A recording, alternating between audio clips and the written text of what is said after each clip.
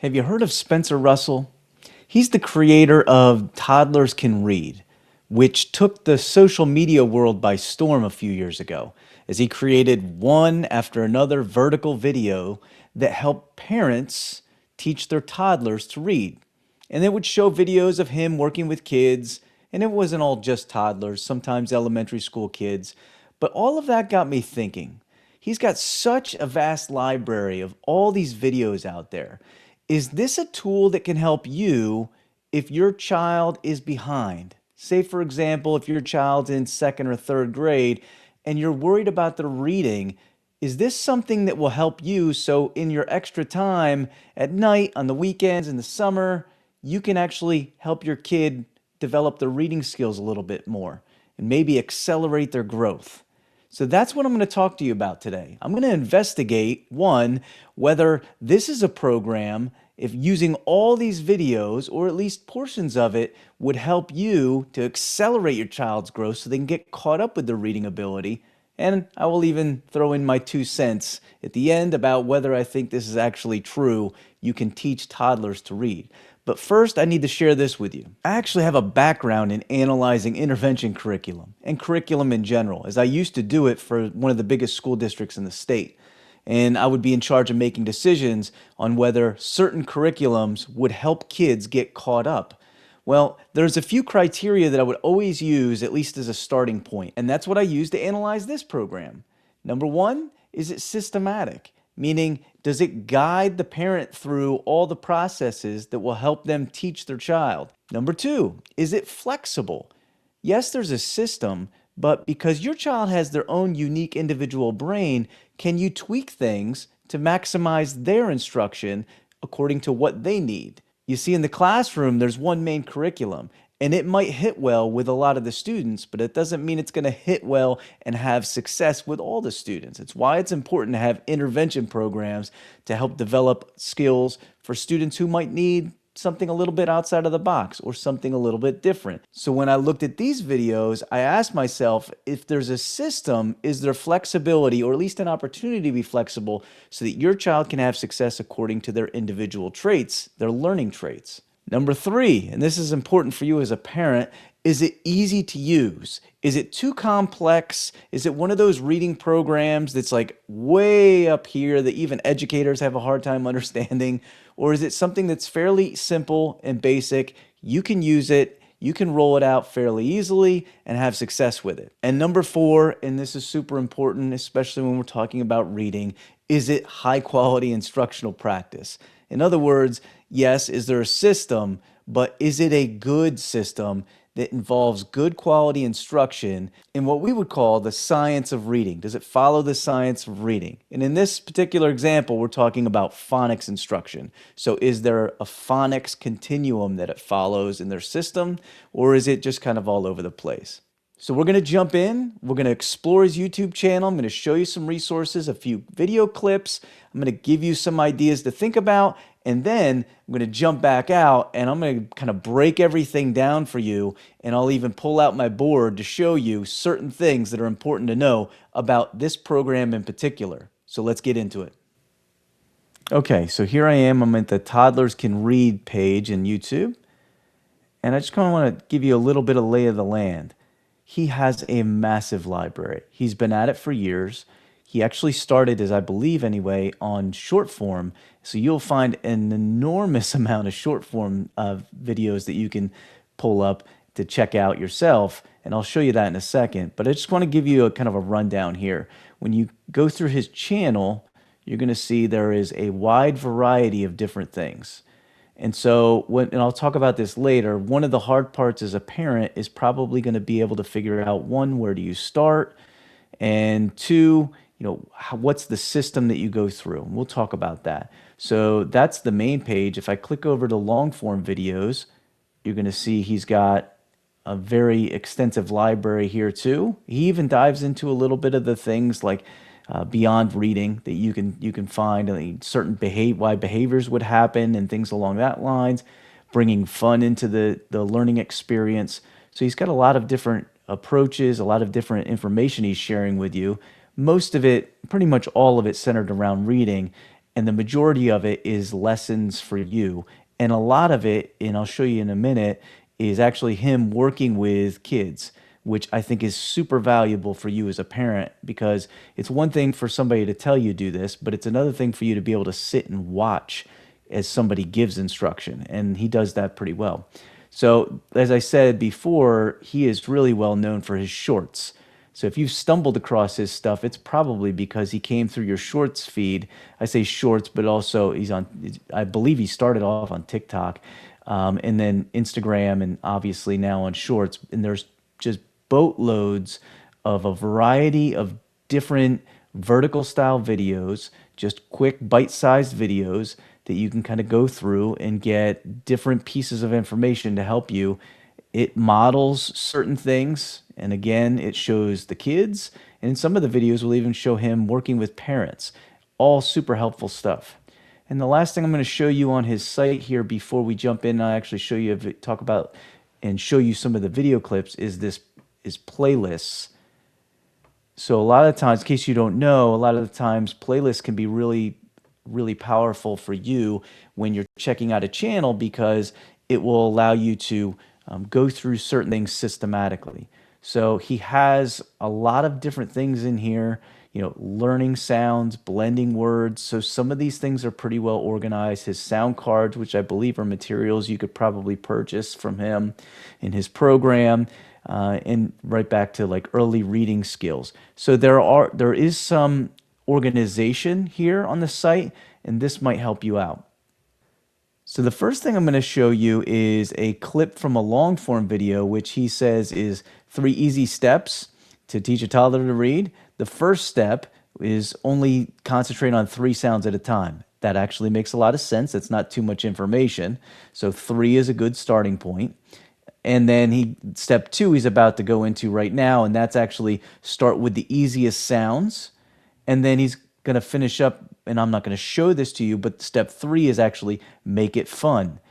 He adds in a variety of different activities that you can make it fun. So let me show you this little clip of step 2 so you can get an idea of how he promotes his stuff and shares it with you. That you know to only teach your child 3-letter sounds at a time, it's important to choose those 3 sounds wisely, meaning some of these sounds are going to be easier for your little one to learn, some are going to be harder, and it's your job to help your child feel successful by putting the easiest sounds in front of them first so they can be learning as quickly as possible. That's now, good guidance. 3 sounds that I love to start with are s, ah, and t.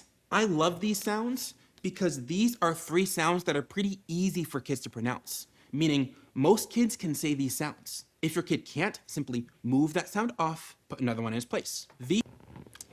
So that's actually pretty good guidance from him.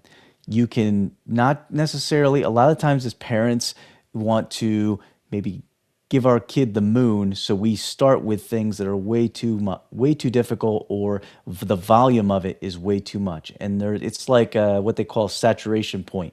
If you give them too much, the brain's never going to be able to hold it. So this is actually pretty good advice here. And then again, in step 3, he says go on and make it fun and exciting. So you add in some fun elements, and he gives you some examples. So next I'm going to show you an example from one of his shorts, one of his vertical form quick bite-sized videos. Now, unfortunately, you won't be able to see all of it as clearly as possible, but what he's doing here in this particular video is guiding this girl through the process of understanding how to decode a short vowel word. By short vowel meaning like cat, it's a consonant vowel consonant word, but he's also teaching her how to blend it together. And I think he gives some pretty good instruction here too, some guidance for you, a skill that will help you with your own kid. So let's take a look at this. Let's say each sound together.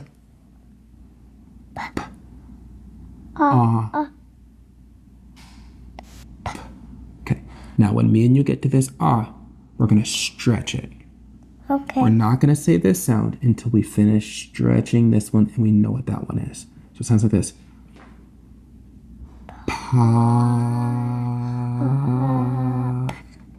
And that's actually really good instruction as well. It's really good guidance because here's what happens. The first part of what he was doing there was what we call segmenting sounds. P, p. You're breaking them into individual sounds. And this is very common in what we do with good quality instruction with kids. We try to get them to, as back in the day, we used to say sound out words, or some people will even say pop your sounds, things like that. But a lot of kids will have a hard time going from that to actually blending them together. So, one of the key pieces to blending and teaching kids to blend is don't stop when you're making your sounds. You keep it rolling. That's why we get stretching those sounds out so they blend all together. Pop.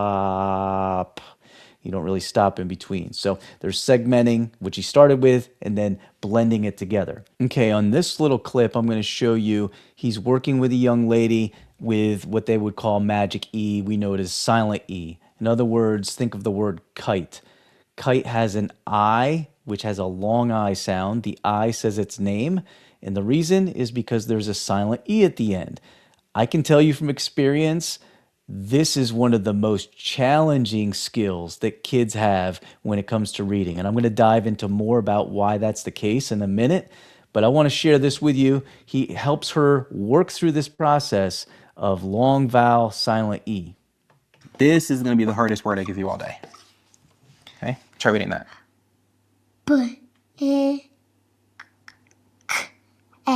That's super common for kids. She's using the short vowel. Can I help you out with this one? Really hard, okay? There's a little trick that's happening here, okay?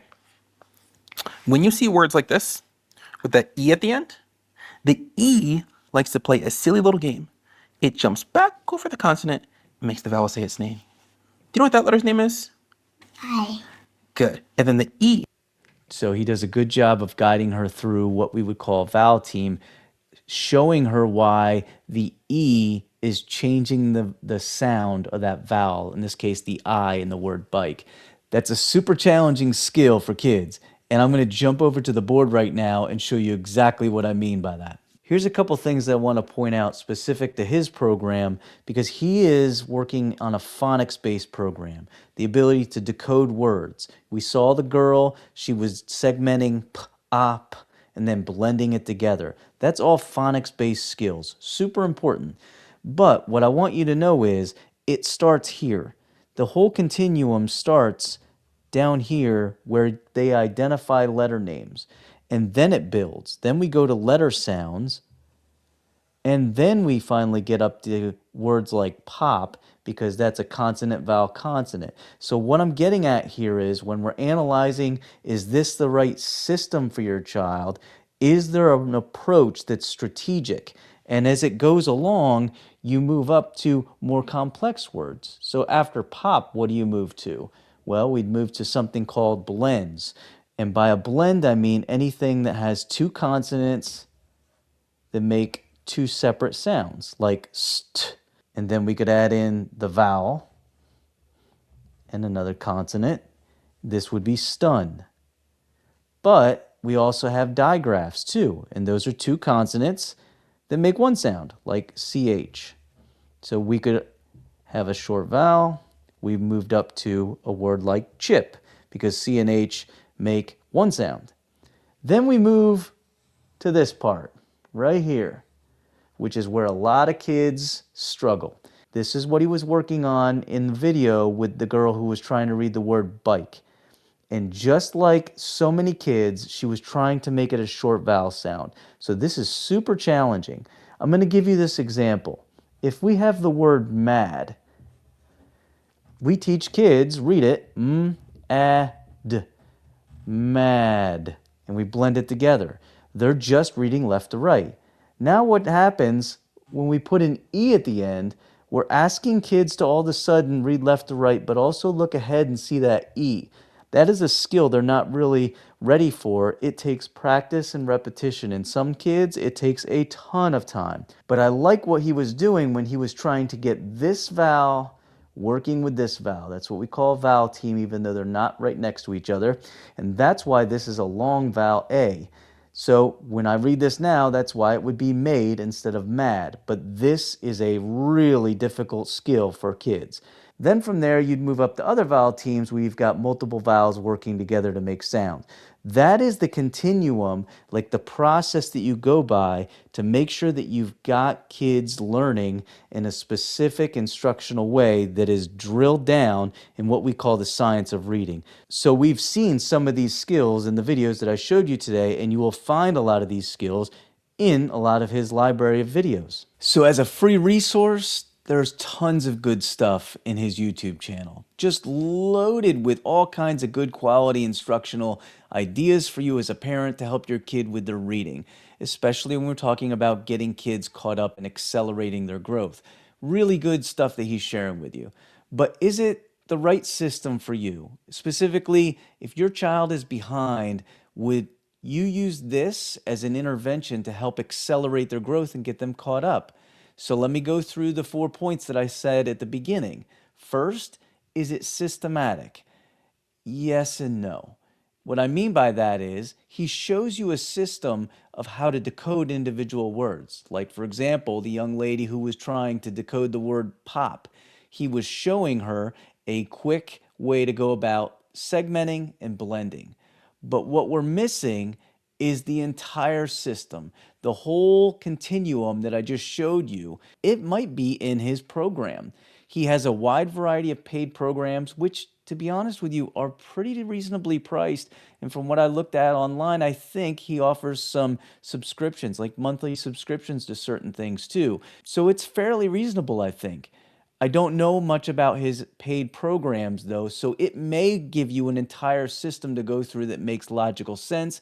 And in that case, we would check off that box. But for right now, I'm not so sure. One of the challenges is there's so much information, you don't know where to go, and you'd have a hard time picking and choosing certain things that are going to help your kid.